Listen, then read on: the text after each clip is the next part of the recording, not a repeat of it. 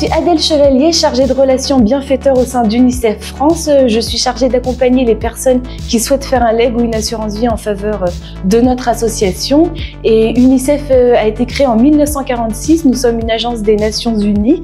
Nous intervenons dans près de 90 pays et territoires à travers le monde auprès des enfants les plus vulnérables en priorité. Et nous intervenons dans des programmes préétablis. Ça peut être l'éducation, la santé, la lutte contre la malnutrition par exemple, et on intervient également dans les urgences à travers le monde. Par exemple, en ce moment, nous sommes à Gaza, en Ukraine, au Congo, au Soudan.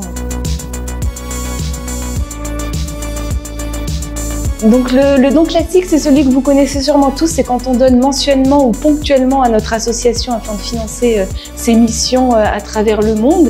Et le legs ou l'assurance vie, c'est différent parce que c'est une transmission de patrimoine post-mortem, donc après le décès. Le legs est un bien transmis par testament à notre association ou à une personne ou à une fondation également. Une assurance vie est un contrat d'assurance et un produit d'épargne qui peut avoir pour bénéficiaire notre association. Ce qu'il y a en commun entre le don, le legs et l'assurance vie, c'est que ça sert à financer les missions humanitaires de notre association, et on voulait repréciser qu'il n'y a pas de petit legs ou de petite assurance vie.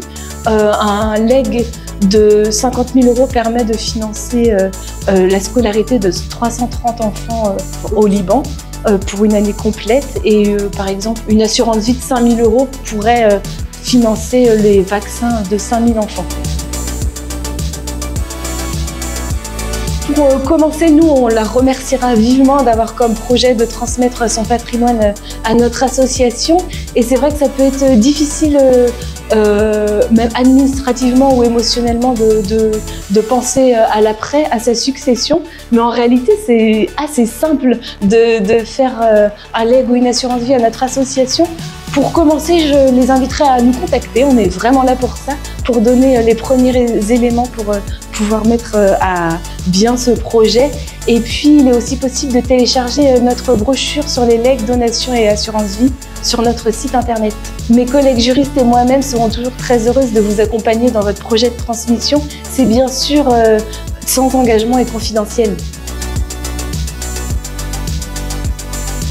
Pour l'assurance vie, c'est le plus simple, il suffit de contacter votre assureur qui vous indiquera la marche à suivre. Souvent, il faut remplir un formulaire pour indiquer UNICEF France comme bénéficiaire de votre assurance vie. Donc très simple.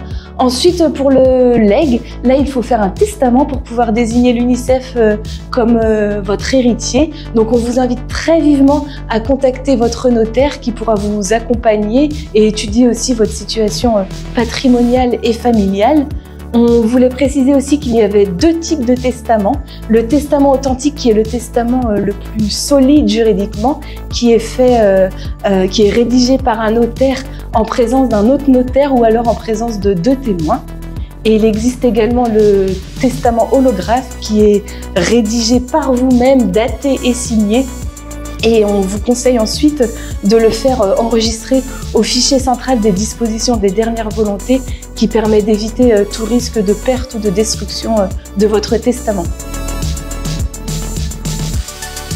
On voulait justement repréciser que dans tous les cas, nous, notre mission, c'est de respecter les volontés du défunt. Donc s'il souhaite mettre l'UNICEF comme héritier, on respectera ses volontés, mais il faut se prémunir de quelques règles pour éviter tout conflit juridique et familiaux. C'est vrai qu'il y a eu certains cas médiatisés ces dernières années qui peuvent être effrayants. Donc il y a plusieurs règles à respecter. La première, c'est la réserve héréditaire, c'est-à-dire la somme que vous devez léguer à vos héritiers légaux qui sont votre conjoint marié ou vos enfants.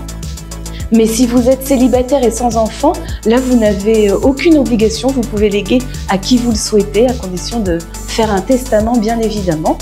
Ensuite, il existe la quotité disponible. Ça, c'est la somme que vous pouvez léguer librement à qui vous le souhaitez. Si vous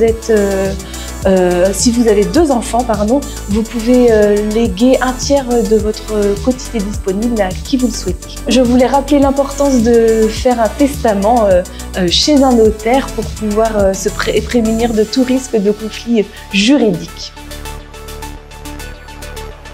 On peut tout léguer à l'UNICEF, donc ça peut être une somme d'argent, c'est-à-dire l'argent qu'il y a sur vos comptes bancaires, mais on peut également léguer des biens meubles, c'est-à-dire des œuvres d'art, des bijoux, une voiture ou autre chose. Et on peut également léguer des biens immeubles, maisons, appartements, ou aussi des terres agricoles, des terrains, etc. L'important, c'est que la succession soit positive et qu'on puisse aider les enfants partout dans le monde grâce à la vente de ces biens meubles et immeubles.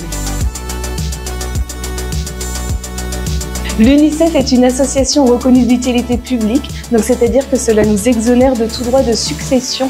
Lorsque vous faites un legs, l'ensemble des sommes sera versé directement à notre association. Il existe aussi un mécanisme juridique qui présente un fort avantage fiscal qui est le legs net de frais et droits. C'est-à-dire que vous choisissez l'UNICEF comme votre légataire universel, c'est-à-dire que vous donnez l'ensemble de votre patrimoine à l'UNICEF, mais à charge pour notre association de reverser au maximum 40% au conseil, 40% de votre succession à un proche et qui ne paiera pas de droits de succession. C'est l'UNICEF qui se chargera des droits de succession. Pour ce mécanisme juridique un peu particulier mais très avantageux, on vous invite vivement à nous appeler ou à nous contacter pour qu'on puisse en discuter ensemble et faire les choses du mieux possible.